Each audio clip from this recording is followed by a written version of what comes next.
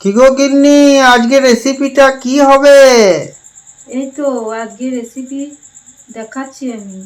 আগে এটা একটুখানি সেরে নিই, তারপর তোমাকে দেখাচ্ছি। এটা কি বুনছো? এটা একটা গেঞ্জি, এই দেখো, এইটা একটা গেঞ্জি হচ্ছে। এই গেঞ্জির উপরে আমি একটা কাজ করছি। এই যে এই বাড়ির সব কাজ সারার পরও আমি এই টুকটাক সেলাইগুলো করে থাকি। তোমরা কি করে থাকো বন্ধুরা? এইসব কাজ যদি করে থাকো তাহলে কমেন্টে অবশ্যই বলবে। আর এগুলো কি কাজ, আমি কি কাজ করেছি হাতের, এটা কি কাজ করেছি, এটা তোমরা আমাকে কমেন্টে জানাবে। আর হাতের কাজটা কেমন লাগছে সেটাও বলবে। এটা একটা গেঞ্জির ওপরে কাজ হচ্ছে। চলো বন্ধুরা, আজকে এবার এতটাই থাক, এবার রান্নাঘরের দিকে যাওয়া যাক। আজকে আমি বানাবো সুজির ঝুড়ি ভাজা। তো চলো, সুজির ঝুড়ি ভাজা বানাবো। তাই আমি সুজির ঝুড়ি ভাজার জন্য যে উপকরণগুলি আমি নিয়েছি, আজকে কোনো মশলার ব্যবহার হবে না। আমি এখানে নিয়েছি কারি পাতা, তারপরে নিয়েছি চিনি, এটা গুঁড়ো করে নিয়েছি চিনিটা, নিয়েছি সাদা লবণ, কালো লবণ, কাজু, এটা হচ্ছে বাদাম, কিশমিশ, আর এটা হচ্ছে কাঠবাদাম। আর এখানে আমি নিয়েছি সেদ্ধ করা আলু, এটা গ্রেট করে নিয়েছি। আর এখানে নিয়েছি সুজি। আজকে হবে আলু আর সুজির ঝুড়ি ভাজা। চলে এসো, আমি প্রথমে গ্যাস ওভেনটা ধরাই। গ্যাস ওভেনটা ধরিয়ে নেব। তারপরে এর মধ্যে একটা পেন বসিয়ে দেবো। আমি পেনটার মধ্যে আমি 1 গ্লাস জল দিয়ে দেবো, 1 গ্লাস আর হাফ গ্লাস, 1.5 গ্লাসের মতো আমি জল দিয়ে দিয়েছি। জলটা একটু গরম হয়ে গেছে, জলের মধ্যে আমি একটু তেল দিয়ে দেবো, সাদা তেল দিয়ে দিয়েছি। তারপরে দিয়ে দেবো সাদা লবণ। তারপর তো আমার জলটা ফুটুক।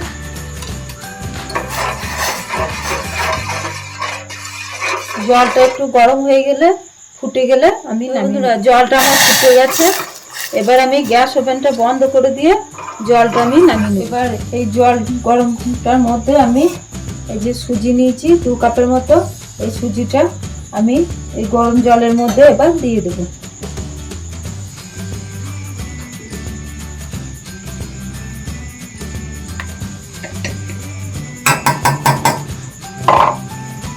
এবার গরম জলের সঙ্গে সুজিটা আমি ভালো করে মাখিয়ে নেব। গরম আছে ওই জন্য আমি হাত দিতে পারছি না, ওই জন্য আমি হাতাতে করে ভালো করে মাখাচ্ছি। সুজিটা আমার মাখানো হয়ে গেছে। এবার সুজিটা আমি ঢাকা দিয়ে রেখে দেবো। অল্প করে একটু তেল দিয়ে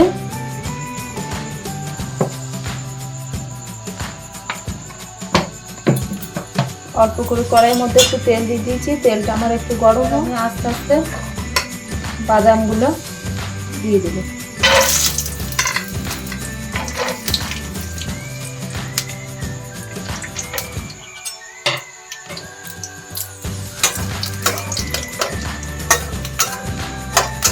বাদামগুলো আমি একটু ছাড়িয়ে নিয়েছি আর একটু ছাড়াইনি, দেখতে ভালো লাগে। অর্ধেক ছাড়ানো অর্ধেক ছাড়ানো নেই।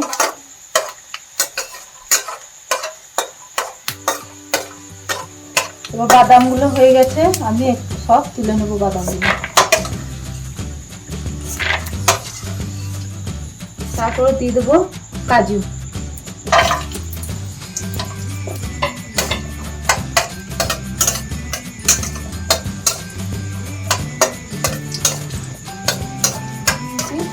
বেশি ভাজবো না, সব হালকা করে ভেজে নেবো।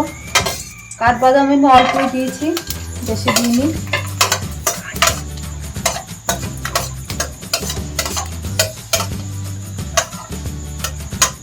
হালকা করে কিশমিশগুলো একটু ভেজে নেব।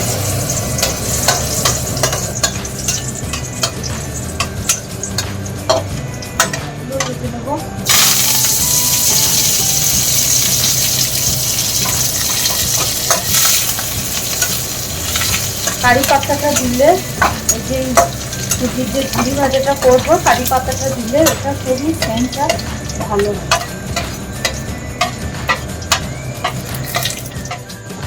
এবার সুজিটা একটু আমি মেখে নেবো হাত দিয়ে। আমার সুজিটা ঠান্ডা হয়ে গেছে একটু।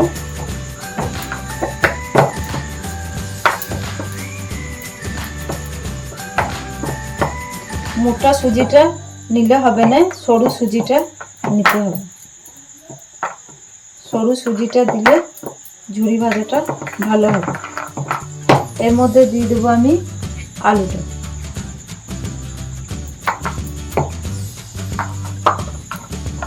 আলুটা সুজিতে আমি ভালো করে মেখে নেব। আলুর মধ্যে আমি সামান্য সাদা লবণ দিয়ে দেবো।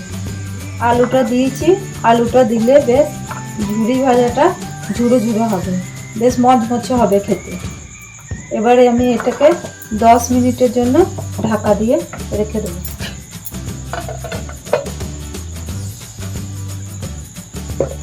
গ্যাস ওভেনটা ধরিয়ে দিয়েছি। ওই তেলটার মধ্যে আমি আবার তেল দিয়ে দেবো।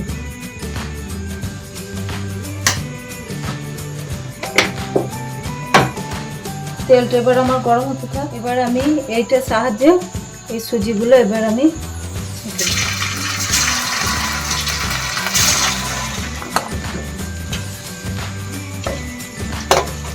আমি অল্প অল্প করে দিয়ে ভাজবো, বেশি দেবো না, বেশি দিলে সব গায়ে লেগে যাবে।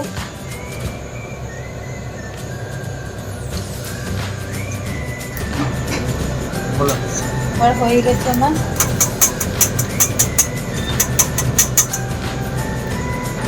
ঝুড়ি ভাজা হয়ে গেছে। এবার আমি যে ড্রাই ফ্রুটসগুলো রেখেছি ভেজে, এবার এইগুলো আমি ওই কিছু মাখাবো। এবার আমি কালো লবণটা ভেজে রাখা ড্রাই ফ্রুটসের মধ্যে আমি দিয়ে দেবো।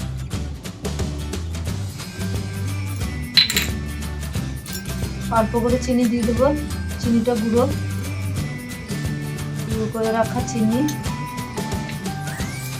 আর দিয়ে দেবো চাট মশলা।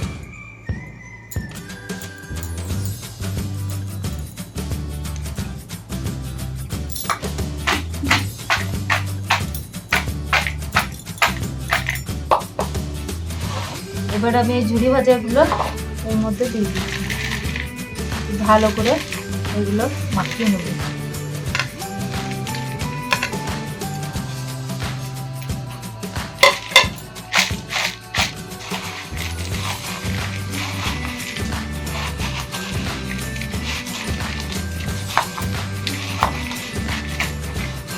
তোমরাও বাড়িতে বানিয়ে দেখবে, খেতে ভালো লাগবে। এও হয়ে গেছে আমার ঝুড়ি ভাজা মাখানো, খুব ভালো লাগছে দেখতে।